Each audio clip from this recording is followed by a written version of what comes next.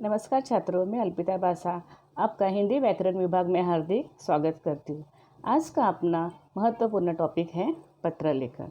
पत्र लेखन तो आप सभी को पता है। पत्र लेखन यानी लेटर राइटिंग। पत्र लेखन मतलब क्या? तो पत्र लेखन एक कला है, इसलिए पत्र लिखते समय पत्र में सहज, सरल तथा सामान्य बोलचाल की भाषा का प्रयोग करना चाहिए, जिससे पत्र को प्राप्त करने वाला पत्र में व्यक्त भावों को अच्छी तरह समझ सके। पत्र लेखन के माध्यम से हम अपने भावनाओं, विचारों को व्यक्त कर सकते हैं। पत्रों के माध्यम से एक व्यक्ति अपनी बातों को लिखकर दूसरों तक पहुंचा सकता है। जिन बातों को लोग कहने में हिचकिचाते हैं, उन बातों को पत्रों के माध्यम से आसानी से उसे समझाया सकता है। तो लेटर राइटिंग आपको पता है, हम अक्सर करते हैं। कभी किसी बच्चे को बहुत डिफ़िकल्ट जाता है, कोई आसानी से कर सकता है। तो पत्र लेखन क्या? तो अपनी भावनाओं को आसानी से दूसरों के सामने अभिव्यक्त करने की एक कला है, जिसे हमें ज़िंदगी में बहुत ज़रूरी है और इसे हमें पढ़ना चाहिए। अब पत्र लिखने की आवश्यकता क्यों है, ये भी तो आपको पता होना चाहिए। इसके लिए मैंने यहाँ पे बताया है कि जब दूर रहने वाले अपने संबंधियों तथा मित्रों की कुशलता जानने के लिए और अपनी कुशलता का समाचार देने के लिए पत्र लिखते हैं। आजकल हमारे पास बातचीत करने के लिए या हालचाल जानने के लिए अनेक आधुनिक साधन उपलब्ध हैं। उदाहरण टेलीफोन, मोबाइल फ़ोन, ईमेल आदि। लेकिन प्रश्न यह उठता है, फिर भी पत्र लेखन क्यों ज़रूरी है? क्यों हमें सीखना है? क्या आवश्यकता है? पत्र लिखना महत्वपूर्ण ही नहीं, अत्यंत आवश्यक भी है। फ़ोन आदि पर हम बातचीत तो कर सकते हैं, लेकिन लिखित दस्तावेज स्थायी रूप में हमें महत्वपूर्ण हमारे जीवन में काम करता है। कैसे? उदाहरण, जब आप विद्यालय नहीं जा पाते, तब अवकाश के लिए हम प्रार्थना पत्र लिखते हैं, या हमें किसी की कंप्लेंट करनी होती है तो हम शिकायत पत्र लिखते हैं, या हमें किसी मित्रों को बधाई देनी है, चलो वो तो हम मोबाइल पे दे सकते हैं। लेकिन हमें अगर नौकरी पानी है तो भी हमें पत्र या रिज्यूम बनाकर देनी पड़ती है, पहुंचाना पड़ता है। तो पत्र यह कला हमारे जीवन में बहुत अत्यावश्यक है। ये जो पत्र लेखन है, इसे 2 प्रकार लिखे जाते हैं। इसके जो है 2 प्रकार है, एक औपचारिक पत्र और दूसरा अनौपचारिक पत्र। औपचारिक पत्र यानी कार्यालयीन अथवा व्यावसायिक होते हैं, जो हमें अपने जीवन में हमेशा काम पड़ते हैं, जैसे शिकायत, विनंती, प्रार्थना पत्र। लेकिन अनौपचारिक पत्र व्यक्तिगत होते हैं, जिसे हम इनफॉर्मल कहते हैं, जो हम अपने मित्रों को, अपने माता पिताजी को, दादा दादी को लिखते हैं। ये हमारे व्यक्तिगत पर्सनल होते हैं, जिसमें हम ढेर सारी बातें, अपनी खुशियाँ, अपनी बातें अपने मित्रों, भाई बहन, माता पिता को शेयर करते हैं। तो अनौपचारिक पत्र यानी इनफॉर्मल लेटर क्यों लिखा जाता है? अनौपचारिक पत्र उन लोगों को लिखा जाता है जिनसे हमारा व्यक्तिगत संबंध होता है। जैसे मैंने आपको पहले बताया था, माता पिता, भाई बहन, सगे संबंधी, मित्रों को उनका हालचाल पूछना, निमंत्रण देना आदि। इन पत्रों में भाषा के प्रयोग में थोड़ी ढील दी जा सकती है। इन पत्रों में शब्दों की संख्या असीमित हो सकती है। असीमित यानी हम बहुत ढेर सारी बातें कर सकते हैं। पत्रों में कोई ऐसी बात नहीं कि हम थोड़ी ही लिखना है, हम ढेर सारे, बहुत जितना हमें लिखना है उतना लिख सकते हैं, क्योंकि इन पत्रों में इधर उधर की बातों का भी समावेश होता है। अब अनौपचारिक पत्र जब हम लिखते हैं, तो इन बातों में हमें निम्नलिखित बातों का ध्यान रखना पड़ता है। एक फॉर्मूला है, आपके हिसाब से अगर मैं बताऊँ तो ये फॉर्मूला यानी क्या है, तो इसकी एक तालिका बताई है। जैसे कि जब हम संबंध है हमारा भाई बहन का, तो हम भाई बहन को जब पत्र लिखते हैं तो हम उसको अभिवादन करते हैं। जैसे हम छोटे भाई बहन को पत्र लिखेंगे तो हमारे छोटे भाई है तो हम प्रिय लिखेंगे, हम और उसके लिए हम लिखेंगे आशीर्वाद में के लिए सप्रेम नमस्कार या सदा प्रसन्न रहो। समापन में हम लिखेंगे तुम्हारा भैया या तुम्हारी दीदी। जब हम अपने मित्र सहेली को पत्र लिखते हैं, फिर हम प्रिय लिखते हैं या सप्रेम नमस्कार रखेंगे, सदा खुश रहो, सदा प्रसन्न रहो लिख सकते हैं। तुम्हारा मित्र, तुम्हारी सहेली, तुम्हारी सखी, तुम्हारा अभिन्न हम लिख सकते हैं। किसी परिचित को हम पत्र लिखते हैं, हमारे परिचित जो है, फिर वो हमारे नेबर हो सकते हैं या कोई और हो सकते हैं, तो हम उनको भी प्रिय लिख सकते हैं और नमस्कार कर सकते हैं उन्हें। फिर आपका शुभाकांक्षी या शुभाकांक्षिनी करके हम उनको समापन में संकेत भी हम कर सकते। ये एक तालिका बताई गई है कि जब हम पत्र लिखेंगे तो हमें किसके लिए किस प्रकार का संबोधन करना पड़ता है। जैसे दादा दादी है, नाना नानी है, मामा मामी है, तो आदरणीय दादाजी करते हैं या आदरणीय दादी जी करते हैं। अब बड़े हैं हमसे, बुजुर्ग हैं, तो सादर चरण स्पर्श या सादर प्रणाम कर सकते हैं, या पूज्य पूजनीय हम दादा दादी को या नाना नानी या मामा मामी कर सकते हैं, जिसके हम संबोधन में हम अंत में हम लिख सकते हैं आपका प्रिय या आपकी प्यारी। अगर हम अपने माता पिता को पत्र लिखते हैं तो पूजनीय माता जी, पूजनीय पिताजी या आदरणीय माता जी, आदरणीय पिताजी, सादर चरण स्पर्श लिख सकते हैं। हम उनके अंत में लिखेंगे आपका प्रिय पुत्र या आपकी प्यारी पुत्री। अगर हमारे बड़े भाई हैं या बड़ी बहन हैं, उन्हें भी हम आदर से आदरणीय भाई साहब, आदरणीय दीदी, सादर प्रणाम या सादर नमस्ते लिख सकते हैं। और फिर हम उनसे छोटे हैं तो अंत में हम संबोधन में लिखेंगे आपका अनुज, यानी आपका छोटा भाई या आपकी छोटी बहन करके हम इनको संबोधन कर सकते हैं। तो जब हम किसी को अभिवादन करते हैं, जैसे पिता माता द्वारा, यानी माता पिता जब हमें किसी बात के लिए कॉन्ग्रेचुलेशन करते हैं या हमें संबोधन करके वो पत्र लिखते हैं। अगर माता पिता हमें पत्र लिखते हैं तो वो पत्र में हमें अभिवादन में क्या लिखेंगे और क्या आशीर्वाद देंगे? प्रिय बेटा या प्रिय बेटी, शुभाशीष या प्रसन्न रहो या सदा खुश रहो। और अंत में लिखेंगे तुम्हारे पिता या तुम्हारी माता और तुम्हारे ढेर सारे और तुम्हें ढेर सारे आशीर्वाद। अनौपचारिक पत्र, पहले जो अनौपचारिक पत्र लिखे जाते थे और अब जो ये साल 2020 में 19 में जो बदलाव आए हुए पत्र में फ़र्क है। इसके लिए मैंने एक पत्र का आपके सामने प्रारूप लिख के बताया हुआ है। एक सिर्फ इन्फॉर्मल लेटर में क्या बदल हुआ है, पहले हम बाईं तरफ लिखते थे, अब दाईं तरफ लिखते हैं। जिसमें देखो पहले दिनांक जो पहले था आया हुआ है, दिनांक ही लिखते हैं हम वहाँ पे।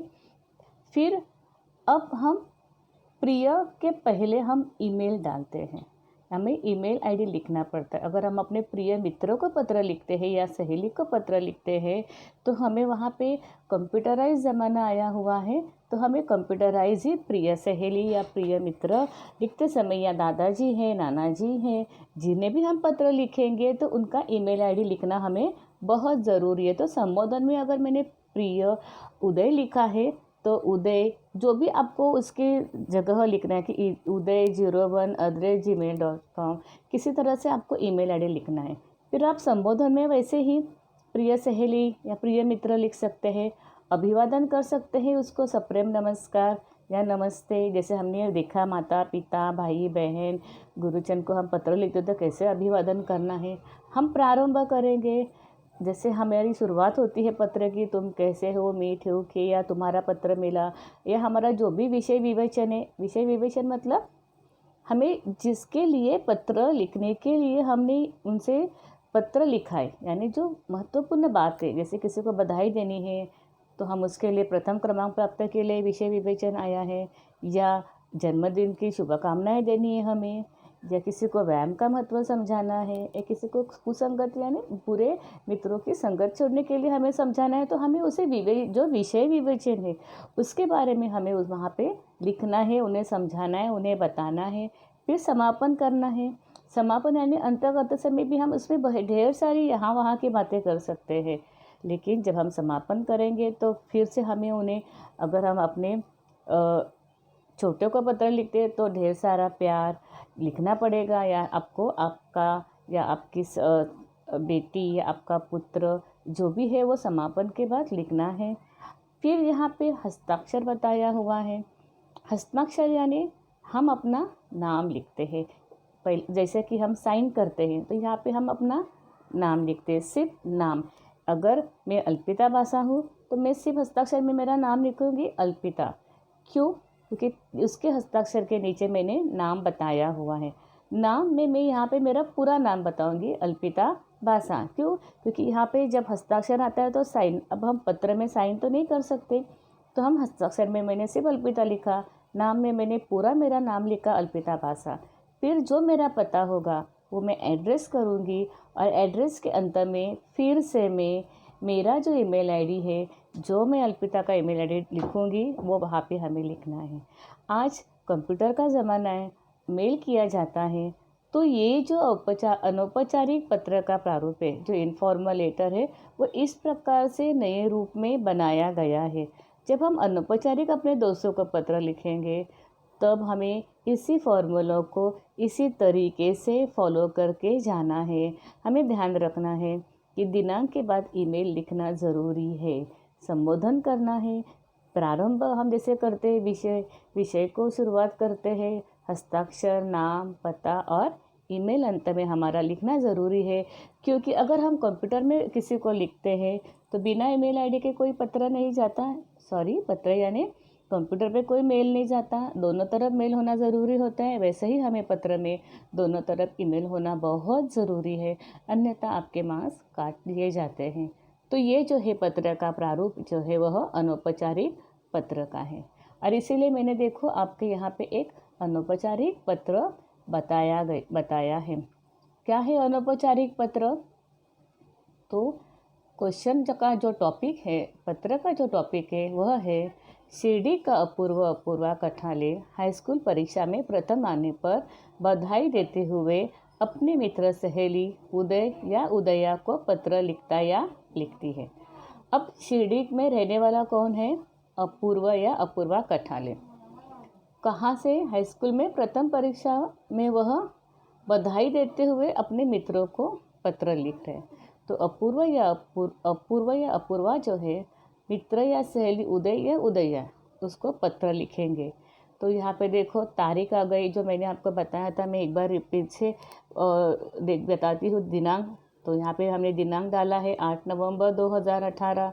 फिर जैसे ईमेल आईडी बताया था सेकेंड, तो देखो ईमेल आईडी आ गया, जैसे uday08@gmail.com लिखा हुआ है। फिर जैसे यहाँ पे उन्होंने बताया है संबोधन, तो प्रिय यहाँ पे आया है, सब प्रिय उदय, हमने उसे अभिवादन किया हुआ है। देखो यहाँ पे जैसे अभिवादन सप्रेम नमस्कार, तो सप्रेम नमस्ते यहाँ पे लिखा है।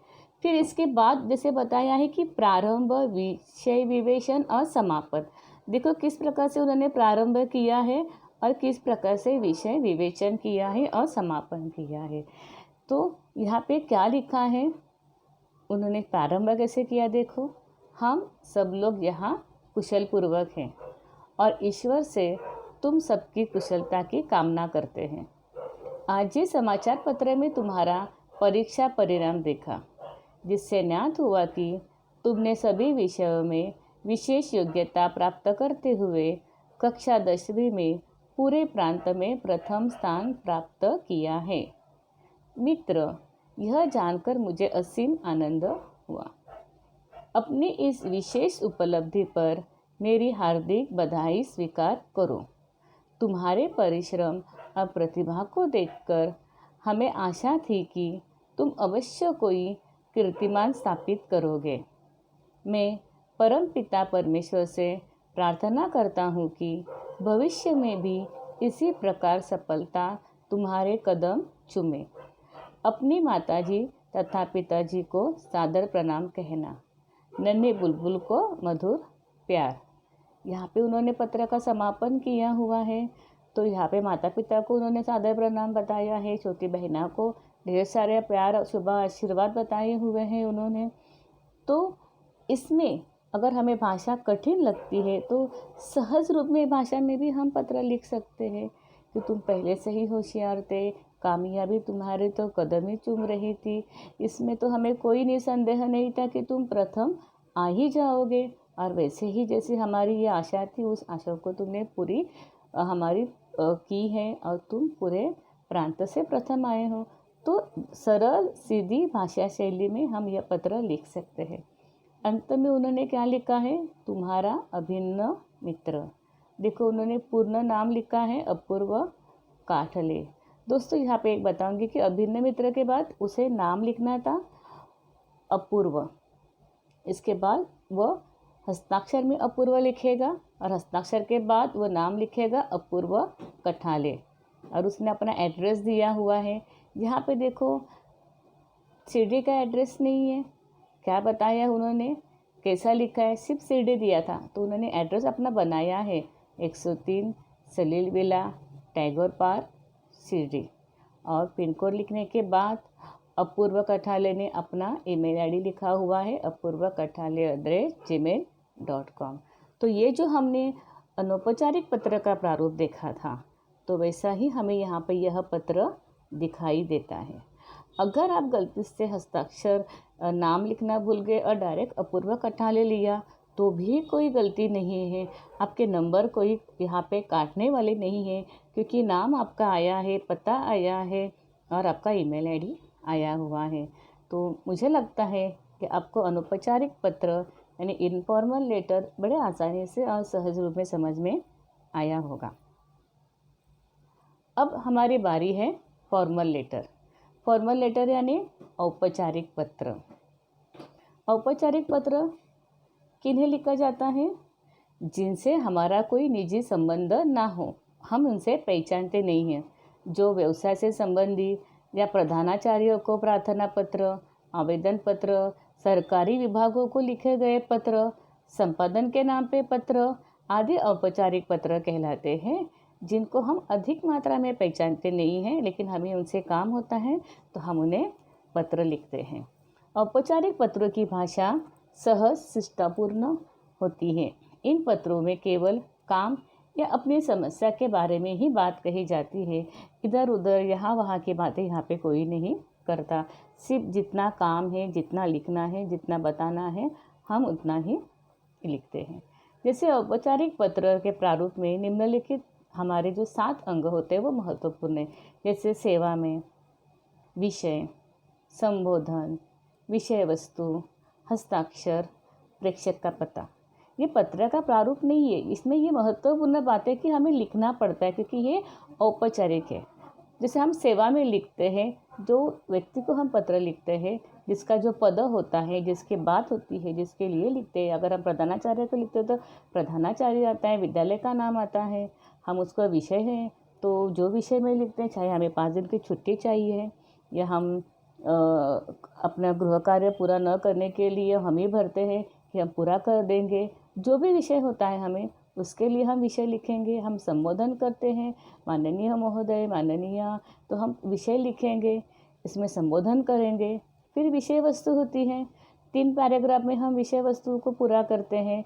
एक में हमें लिखते हैं सन्याय निवेदन है, फिर प्रारंभ करते हैं और अपनी समस्या लिखने के बाद उसका समापन अंत भी करते हैं। 3 पैराग्राफ में हमारा विषय वस्तु हो जाता है। इसके पश्चात आता है हमारा हस्ताक्षर व नाम। जैसे मैंने अनौपचारिक में बताया था, वैसे ही हस्ताक्षर, नाम और उसके बाद नाम आता है पूरा।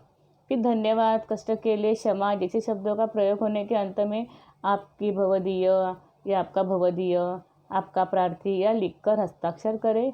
इससे अपना नाम लिखें। और हमारा होता है प्रेषक का पता। प्रेषक का पता हम अपना एड्रेस लिखने के बाद इसके नीचे और एक नंबर आता है 7 नंबर, जो है ईमेल आईडी लिखना ज़रूरी है, अनिवार्य है। हमें इसके बाद ईमेल आईडी भी लिखना ज़रूरी है। तो ये जो है ये महत्वपूर्ण बातें हैं जिसे हमें लिखना पड़ता है। अब औपचारिक पत्र जब हम लिखते हैं तो हम 3 प्रकार से लिखते हैं। पहला जो है एक प्रार्थना पत्र के रूप में लिखते हैं, दूसरा कार्यालयी पत्र होता है, तीसरा व्यावसायिक पत्र होता है। तो प्रार्थना पत्र यानी क्या? तो जिन पत्रों में निवेदन अथवा प्रार्थना की जाती है उसे प्रार्थना पत्र कहते हैं। प्रार्थना पत्र में अवकाश, शिकायत, सुधार, आवेदन आदि के लिए लिखे गए पत्र होते हैं। ये पत्र स्कूल के प्रधानाचार्य से लेकर किसी सरकारी विभाग के अधिकारी को भी लिखे जाते हैं, विनंती करते हैं। अगर हमें कोई बात होती है, चाहिए होती है, तो हम प्रार्थना से मांग लेते हैं उनसे या उनको बता देते हैं।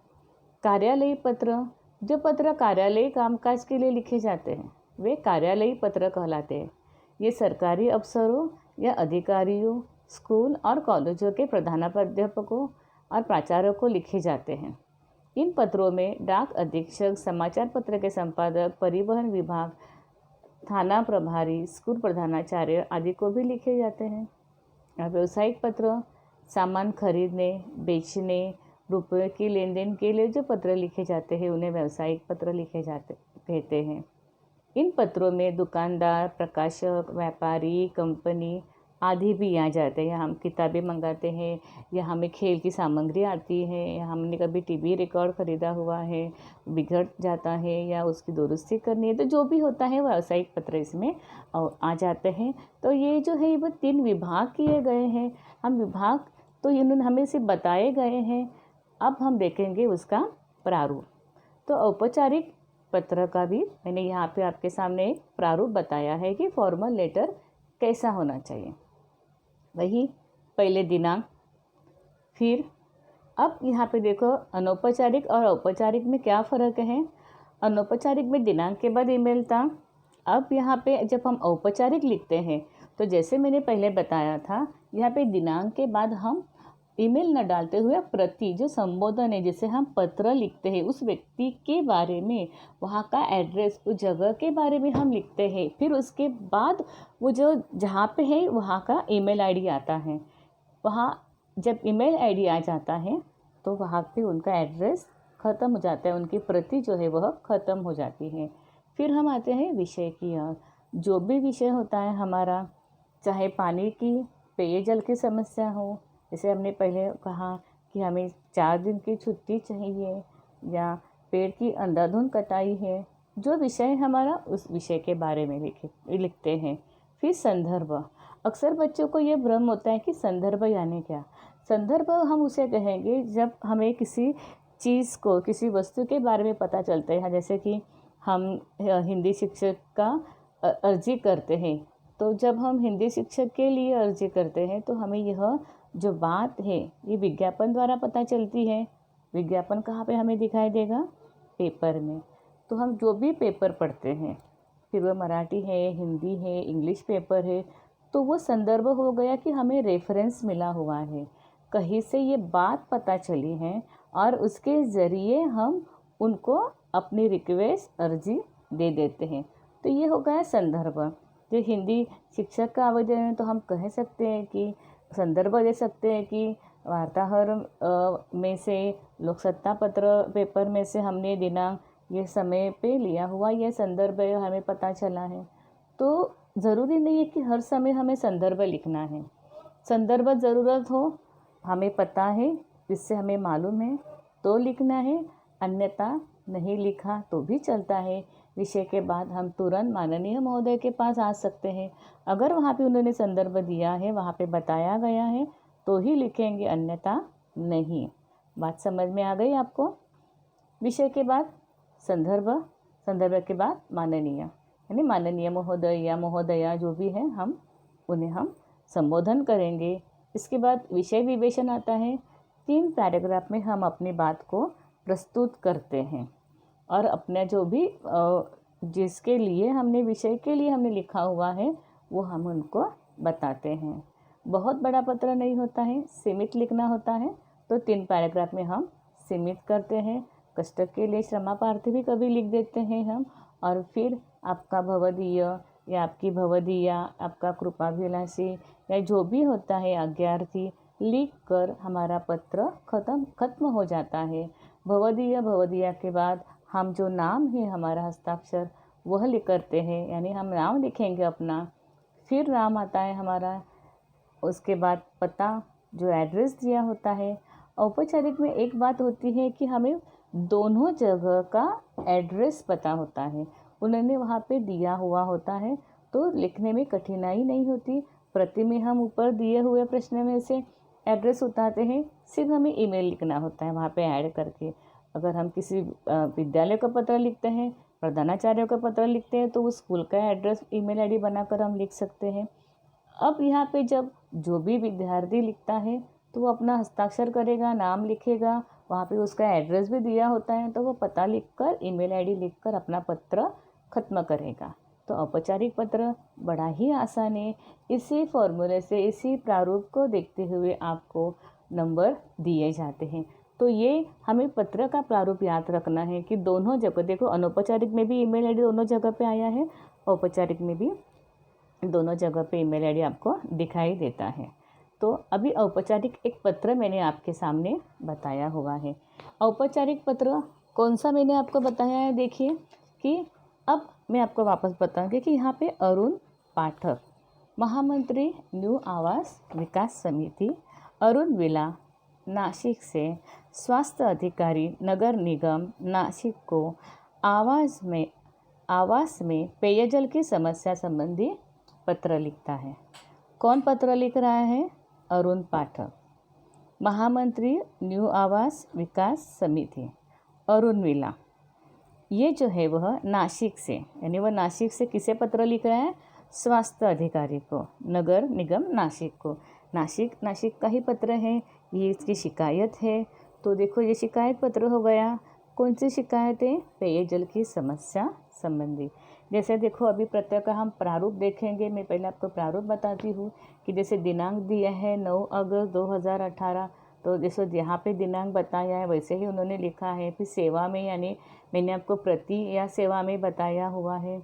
इसके पश्चात नासिक स्वास्थ्य अधिकारी महोदय नगर निगम नासिक, उसका लिखने के पश्चात नगर निगम 05@gmail.com, ये एक बनाया हुआ ईमेल आईडी है। ये कोई सच्चा ईमेल आईडी नहीं होता। सही तरीके से हमें बस लिखना है।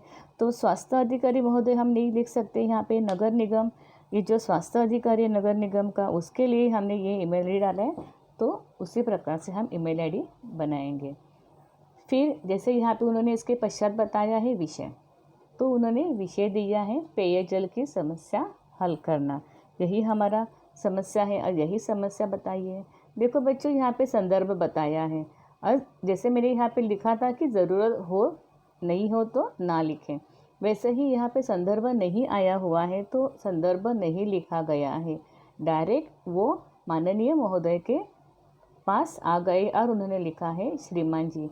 माननीय महोदय भी हम लिख सकते हैं और श्रीमान जी भी लिख सकते हैं। इसके पश्चात देखो उन्होंने विषय विवेचन किया है 3 पैराग्राफ में। क्या लिखा है देखो उन्होंने कि श्रीमान जी, हम न्यू आवास विकास के निवासी हैं। जो एड्रेस हमें दिया था ना, अरुण पाठक महामंत्री न्यू आवास विकास, तो उन्होंने बताया कि कहाँ के रहने वाले हैं, नासिक के ही, लेकिन न्यू आवास के निवासी हैं। इस पत्र के माध्यम से हम अपने क्षेत्र के पेयजल की समस्या आपके सामने प्रस्तुत कर रहे हैं। यहाँ पेयजल का भारी संकट है। पेयजल यानी पीने का पानी। दिन भर में केवल 1 घंटे के लिए नलों में पानी आता है, और वह भी इतने कम दबाव के साथ कि पहली मंजिल पर भी पानी नहीं चढ़ पाता। हालत यह है कि दैनिक ज़रूरतों के लिए भी पर्याप्त जल नहीं मिल पा रहा है। आपसे अनुरोध है कि इस विपत्ति से छुटकारा दिलाने के लिए पानी का दबाव तथा समयावधि बढ़ाने के लिए संबंधित अधिकारियों को तुरंत निर्देश दें। देखो यहाँ पे उन्होंने अपना पत्र का समापन किया है, धन्यवाद सहित। या कष्ट के लिए हम क्षमा प्रार्थी भी ले सकते हैं।